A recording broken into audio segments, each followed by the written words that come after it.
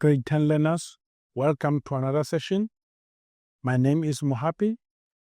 I'm working as the mathematics subject advisor here in Mangaung Metropolitan Education District. And today's topic is analytical geometry. Analytical geometry. And in analytical geometry, you have what we call the distance formula. The distance formula, as the name indicates, distance formula is the formula we use to calculate the distance. Alternatively said, you can say it's a formula we use to calculate the length. Can use to calculate the length between 2 points. Length between 2 points. So because you've got between 2 points, the length between 2 points.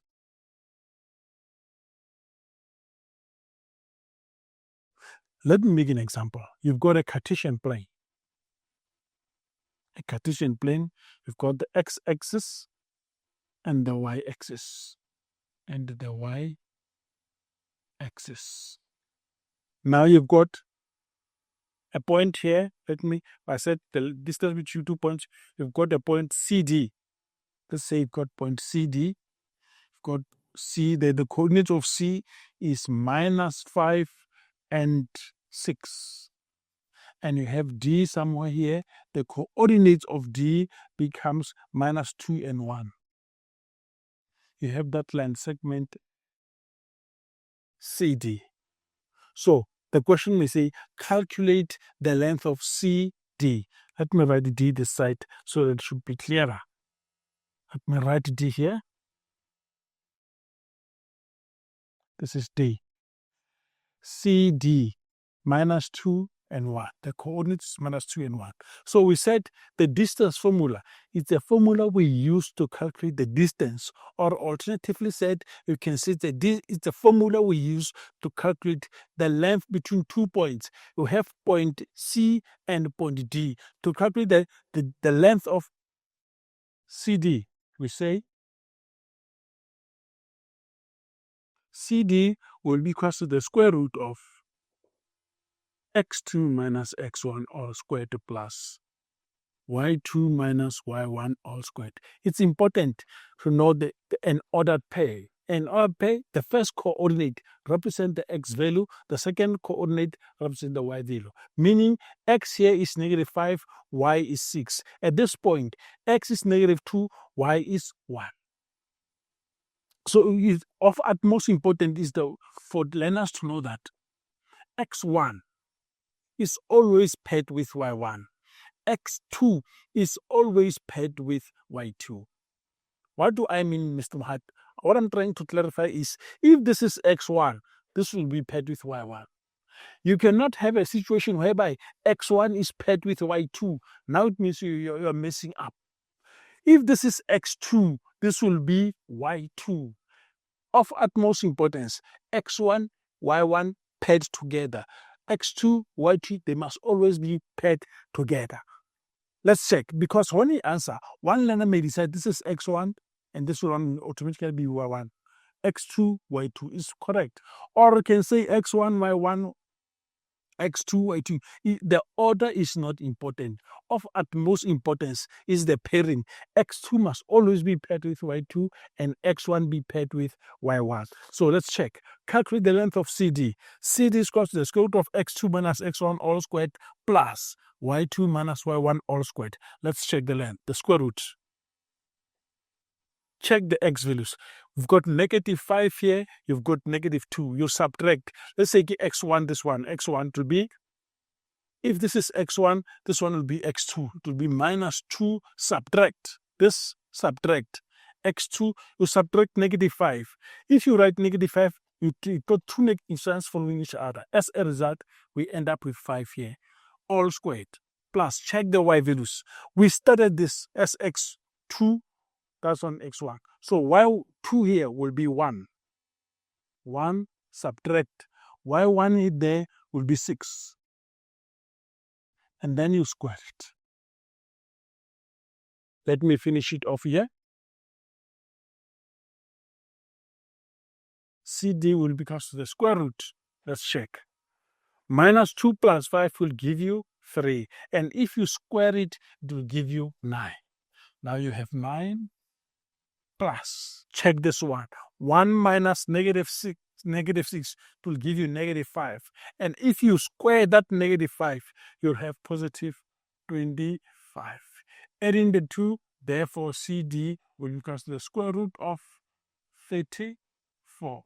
Correct 2 decimal places if needed, but you can still leave your answer in set form. But if the instruction wants you to leave answer 2 decimal places, you can always have your calculator and determine the square root of 34, which will be 5,83, which nearly equals to 5,83. Correct 2 decimal places.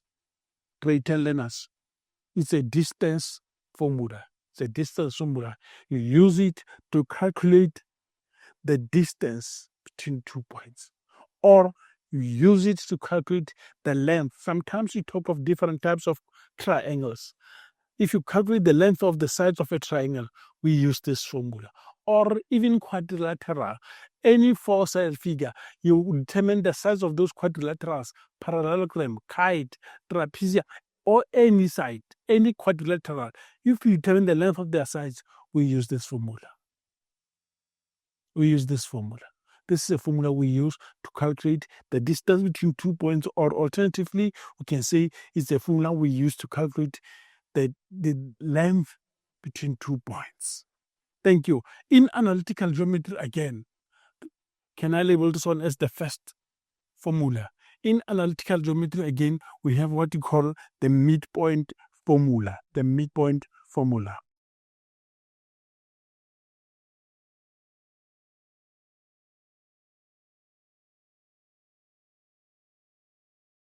Analytical geometry is not that difficult, but it has got lots and lots of formulae. So as a grade 10 learner, familiarize yourself with the formula, know which formula to use under which condition. Let's say we've got a point, a line, PQ, started P, got Q here, midpoint. Let's say we have M here, such that PM is equals to MQ. So we say M is the midpoint. M is the midpoint. At the beginning, where the line starts, you've got X1, Y1. And where the line ends, you've got X2, Y2. The midpoint, let it be X and Y. From here, to calculate the coordinates of M, you say M, the coordinates will be X1 plus X2 all over 2. That's what the formula we use to calculate the X values. For the Y values, we use Y1 plus Y2 all over 2. This is a formula we use to calculate the midpoint of a line segment. X1 plus X2 over 2 for the X values, Y1 plus Y2 all over 2 for the Y values. Or differently stated, still the same basically, you can say X. This is X for the midpoint, will be equals to X1 plus X2 over 2. If you take this X1, X2, at the beginning of the line, at the end of the line segment, you divide by 2. Then you can get the X value, because sometimes as you solve this analytical geometry, the midpoint will be given. So take note, if the midpoint is given, rely on this formula for the X value. For the Y value, you say Y, which is equals to Y1 plus Y2 all over 2. Great 10 learners. Know that Y1 represents the Y coordinate where the line starts. Y2, the Y coordinate where the line ends. This Y alone represents the Y value for the midpoint. If you can have that knowledge, then you will not encounter problems when solving problems related to the midpoint of a line segment. So I've given you the formula for the distance formula, and now we are here at the formula for the midpoint of a line segment. Let me do some few examples relating to the application of midpoint formula. Some few activities relating to the application of the midpoint formula.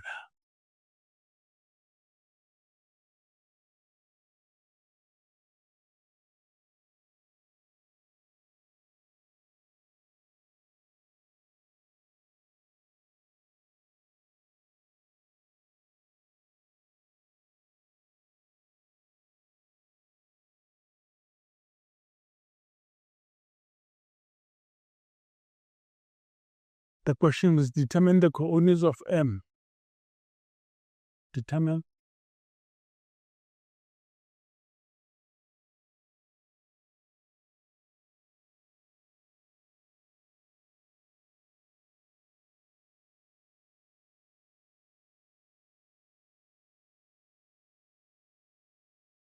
the coordinates of M if M is the midpoint.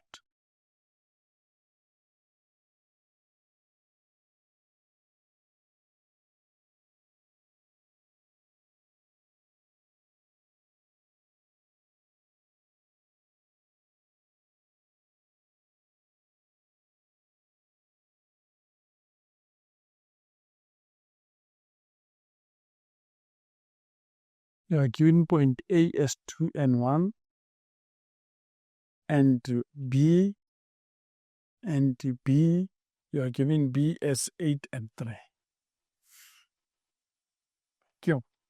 Determine the coordinates of M if M is the midpoint of a line AB, where A is 2 and 1 and B is the point 8 and 3. So we want to determine the coordinates of the midpoint M. Just write M, the midpoint. Remember the formula. First write down the formula. X1 over X2, Y1 plus Y2 all over 2. Now you substitute. Here are the coordinates of M. You decide if this is X1, this one must be Y1. X1 and Y1 are always paired together. X2 and Y2 are always paired together. So if this is X1, Y1, it should be X2, Y2. So let's take X1 here is 2. X2 will be 8. You divide by 2. Check the Y values. Y1 will be 1 plus Y2 will then be 3. Then you divide by 2. Here are the coordinates of M. If you simplify further, 2 plus 8 will give you 10. 10 divided by 2 will be 5. 1 plus 3 will give you 4. 4 divided by 2 will then give you 2. So it means the coordinates of the midpoint M will be 5 and 2. The coordinates of the midpoint M will be 5 and 2. Solved this one. That was the first example relating to the application of the midpoint of a line segment. Check this other example.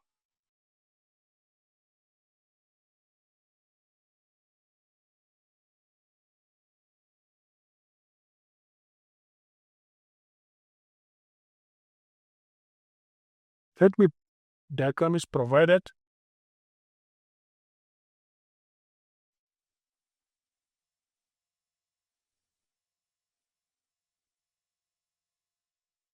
A Cartesian plane, x-axis and y-axis, you've got point A here, and the coordinates of point A is x and 1.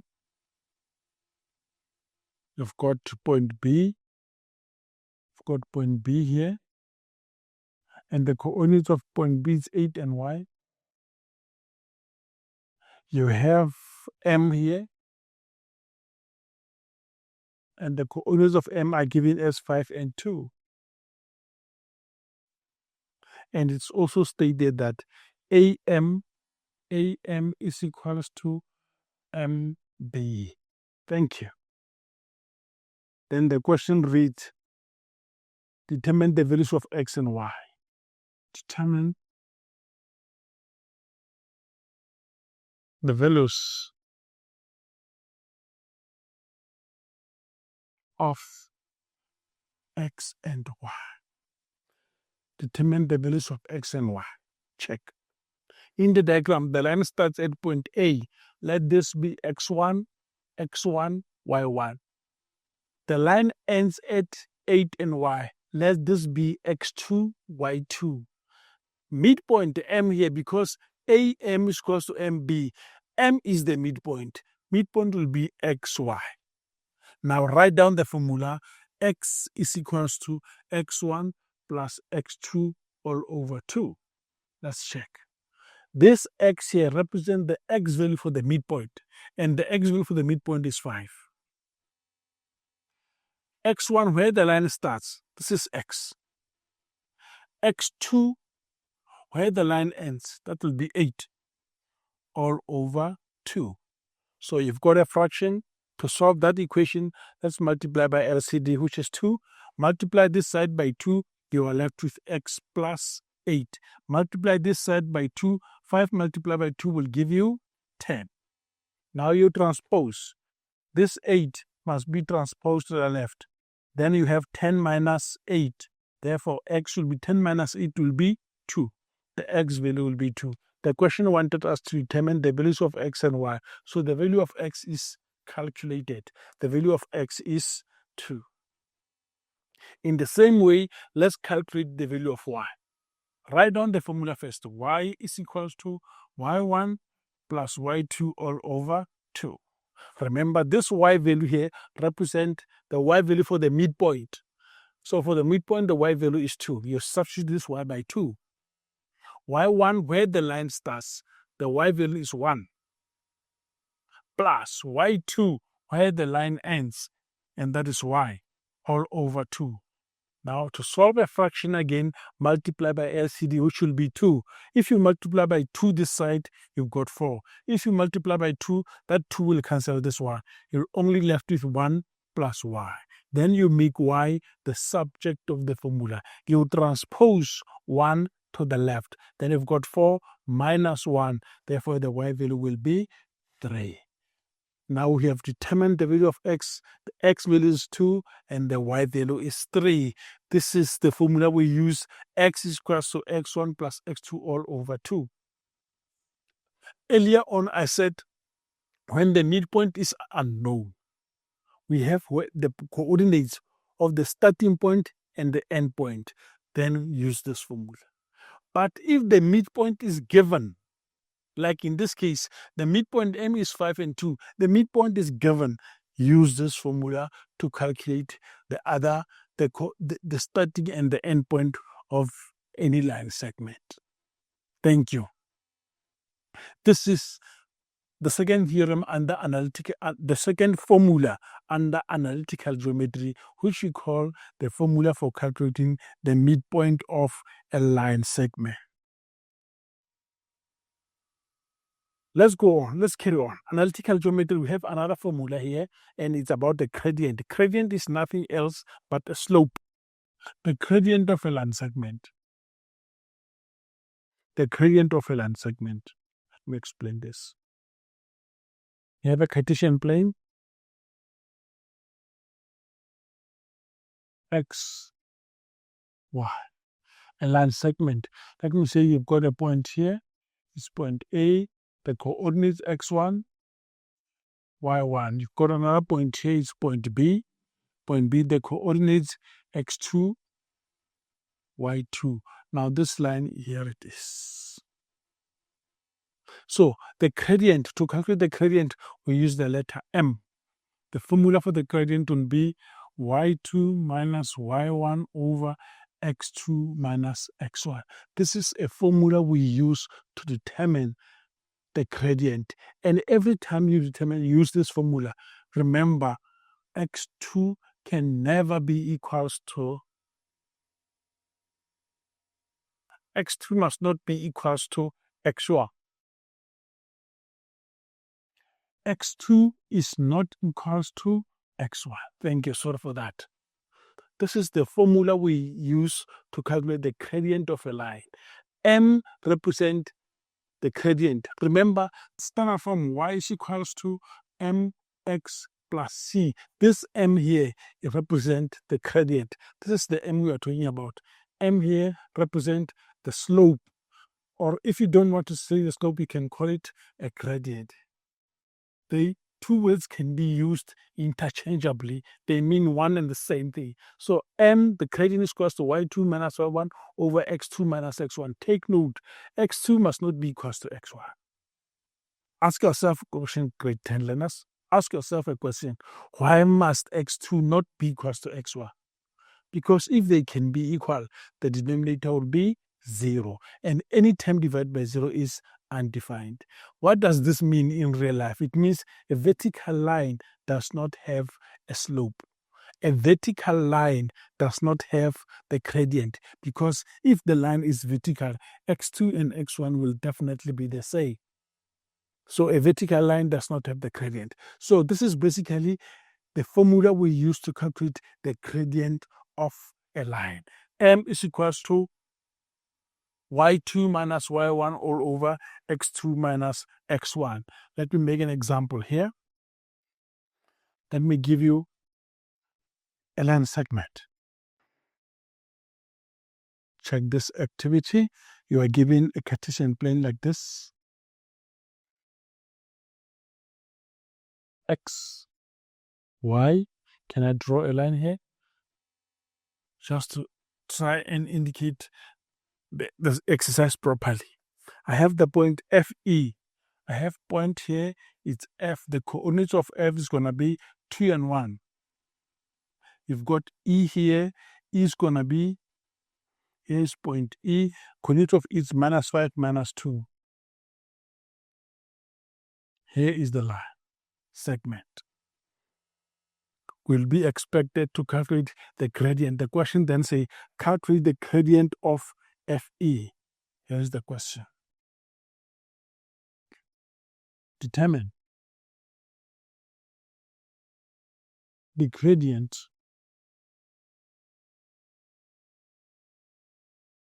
of line FE or EF. Calculate the gradient of line EF. Now we see the gradient of EF. Write down the formula will be y2 minus y1 over x2 minus x1. You have this point labeled x1, y1, x2, y2. So our y2 will be 1 minus y1, our y1 will be negative 2. 1 minus negative 2. We don't write it like that. We don't write that. 1 minus negative 2. Because once negative and negative, they will give you a positive. Now we end up with 1 plus 2 all over. Check x2. This is y1. x2 will be 2. Minus x1 will be negative 5. Minus negative 5. Plus and negative.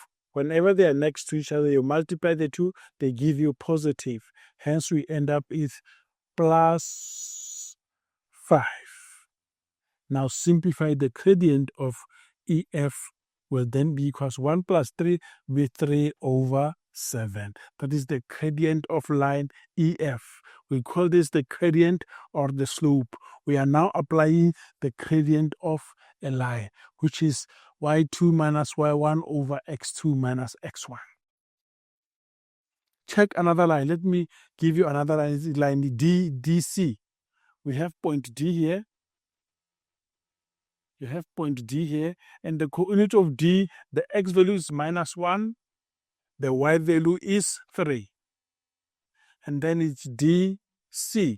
We've got another point there as point C. Here is line DC. Here is point C. The x is negative 5 and the y is 1. Now we want to calculate the gradient of DC. The gradient of DC.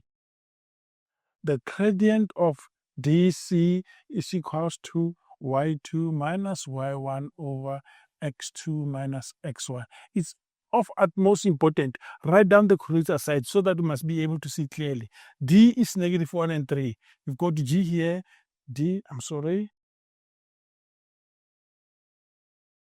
You've got D here as negative 1 and 3. And C here is given as negative 5 and 1. C is given as negative 5 and 1. Now we want to calculate the gradient of DC. To calculate the gradient of line DC, use the formula. Gradient of DC will be y2 minus y1 over x2 minus x1. Now we substitute. If this is x1, must be paired with y1. If this is x2, it must be paired with y2. So our y2 will be 1 minus. Y1 will be 3. 1 minus 3 all over. Check x2 will be negative 5. Negative 5, you subtract negative 1. You can put in brackets negative 1, but remember negative and negative will give you plus. So I normally say plus 1. -5 plus 1.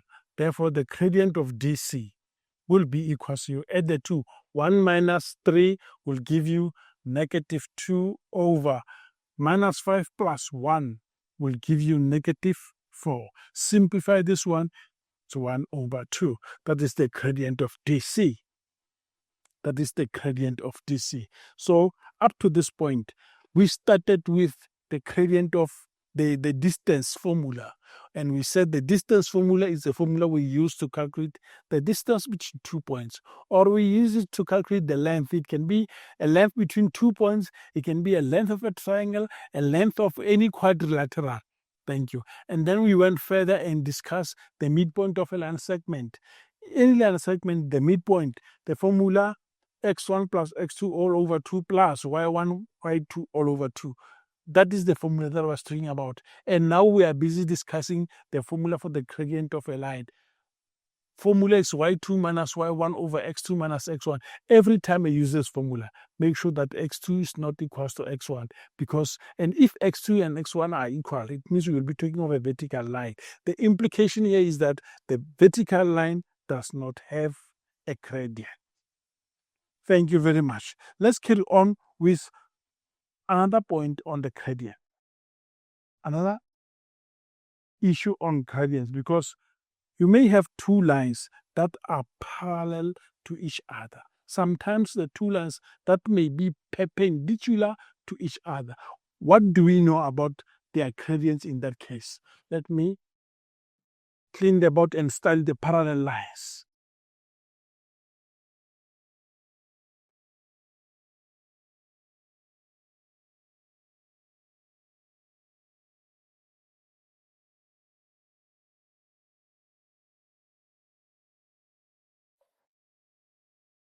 The concept of parallel lines was mainly discussed in Euclidean geometry.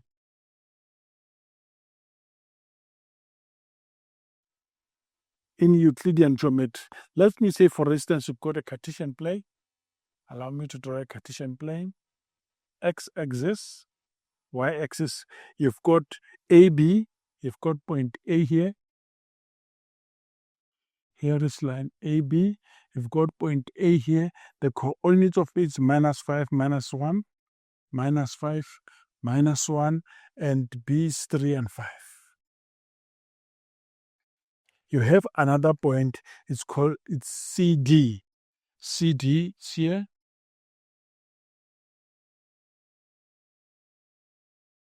This one is C. The X value at C is -3. The Y value is -4. D, the X value is 5. Let me carry on. Here is D. The X value is 5. And the Y value is 2. Thank you. And it is further given that line AB is parallel to CD. AB is parallel to CD. On the diagram, we'll mark them that way. So, if the two lines are parallel to each other, the most important thing is that their gradients will be equal. Let me write it down. NB, parallel lines have equal gradients. Parallel lines have got equal gradients. If I were to make an example of this one, let's check the gradient of AB. Let's check the gradient of AB. Remember the formula y2 minus y1 over x2 minus x1. AB, you decide this is x1, y1. This will be x2, y2. So y2 will be 5 minus. 5 minus. Y1 will be -1. So you have 5 minus -1 to be +1 all over. X2 will be 3 minus 3. You are going to subtract -5. So it's the same as 3 plus 5. Let's simplify. 5 plus 1 will give you 6. 3 plus 5 will give you 8. And 6 over 8. 6 over 8 is the same as, if you simplify it further, common factor as 2. 2 here goes 3 times and 2 here goes 4 times. So the gradient can be written as 6 over 8. It is not compulsory to simplify it to 3 over 4. Even if you can leave the answer 6 over 8, it's fine. But normally, it's advisable to simplify it. And to simplify, you just look for a common factor. You just look for a common factor. That is the gradient of AB. Let's calculate the gradient of CD. The gradient of CD, remember the formula is still the same. Y2 minus Y1 over X2 minus XY. What differs is the points. Now we took off points C and D. X1, Y1, X2, Y2. So we substitute. Our Y2 will be 2 minus 2 minus our Y1 will be negative 4. So 2 minus negative 4 is the same as 2 plus 4. All over X2. Our X2 will be 5 minus our X1 will be negative 3. Negative 3. So we've got 5 minus negative 3, which is the same as 5 plus 3. If you simplify it further, the gradient of CD will be 6 over 8. And that is the exact same answer that we got there, 6 over 8, which simplifying it further still will be 3 over 4 because 2 can go thrice on the numerator and 4 times in the denominator. So parallel lines have equal gradients. It's a very important concept, especially even when we move forward with analytical geometry, where we are going to determine the equation of a line. So one line may be parallel to each other, or you have a parallelogram. The opposite sides are parallel, but then you can be requested to determine the equation of the other side also. So because the two lines are parallel, or the two sides are parallel, their gradients will be equal. Their gradients will be the same. So this is the concept of parallel lines. Take note, parallel lines have equal gradients.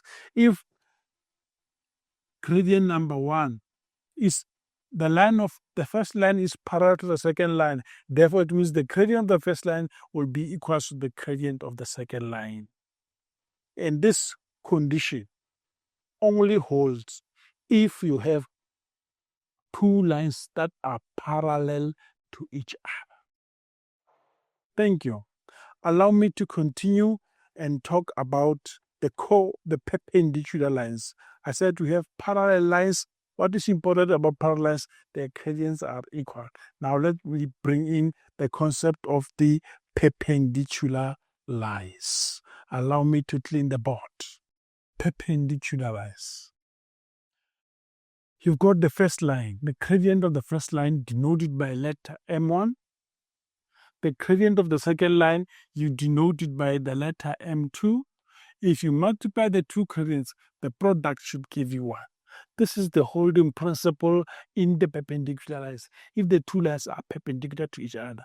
Remember, a few minutes back, we talked of the parallel lines. And we said, if two lines are parallel, M1 is equal to M2. But if the two lines are perpendicular, product of their gradients must give you negative 1. The gradient of the first line, you multiply by the gradient of the second line. The product, the answer you get should always be negative 1. Let me give you an example. Check this example. Check this example. Given the points, you are given the points. You are given the point A is 3 and negative 3. A is 3 and negative 3. You've got point B as 6 and 7. B as 6 and negative 7. C as, you are given point C as negative 5 and 0. And lastly, you have K. And you have D. Point D, and point D is given as negative 1 and 3. Given those points, here is the question. Is AB perpendicular to CD? It's a question. Show all calculations. Is AB perpendicular to CD? What we know is that if the two lines are perpendicular, product of their gradients must give us negative 1. So let's check. I don't know. Is AB parallel to CD? I cannot say at the moment. I first need to determine their gradients. Let me start. Let me calculate the gradient of line AB. Remember the formula for the gradient. Y2 minus Y1 over X2 minus X1. If you talk of AB, focus on this point A and point B. We want to determine the gradient of AB because the question is asked is AB parallel to CD?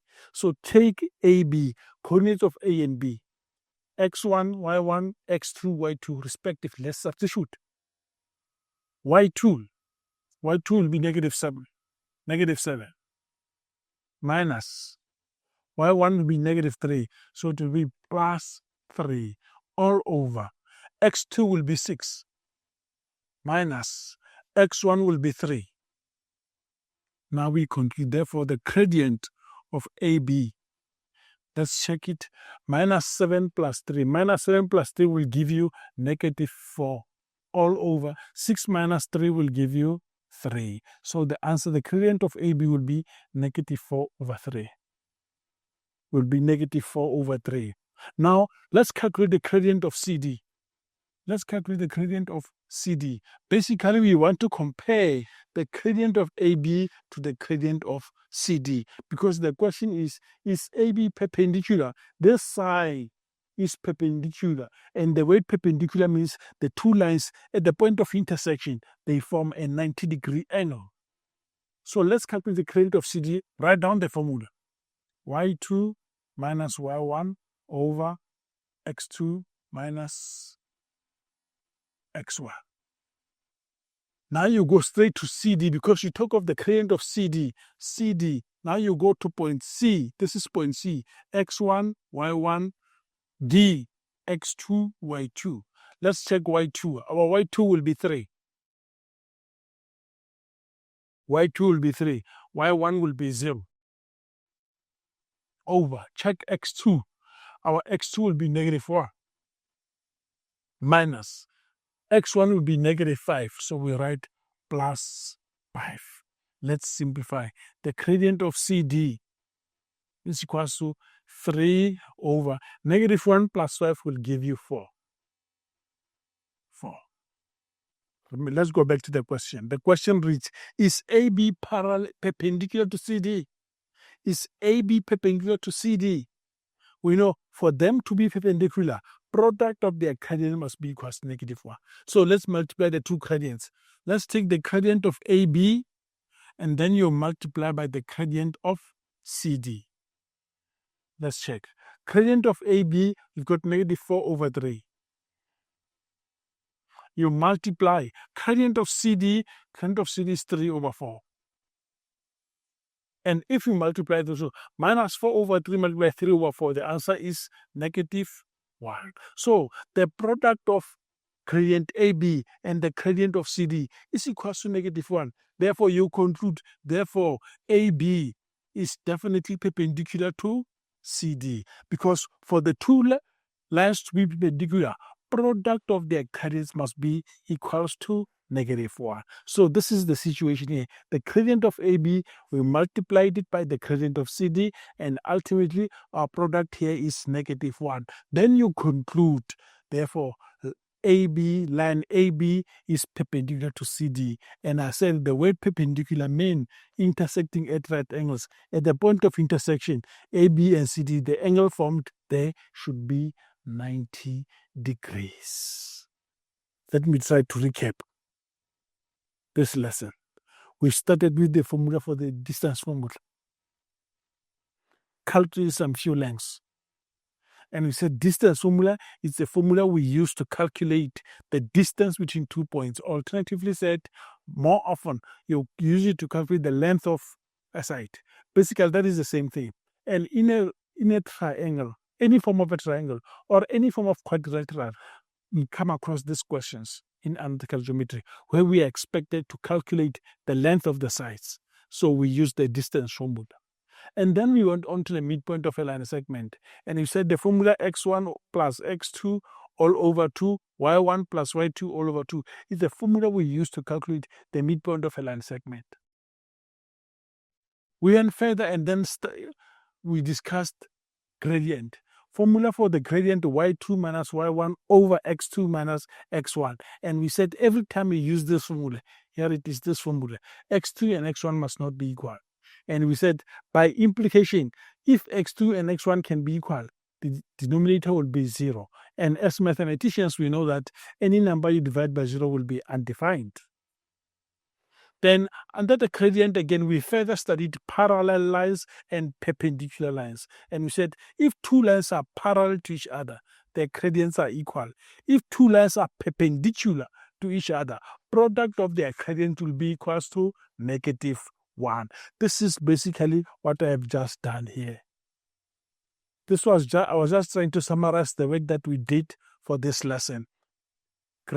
Distance formula, midpoint of a line segment, the gradient, and under gradient we talked of parallel and perpendicular lines.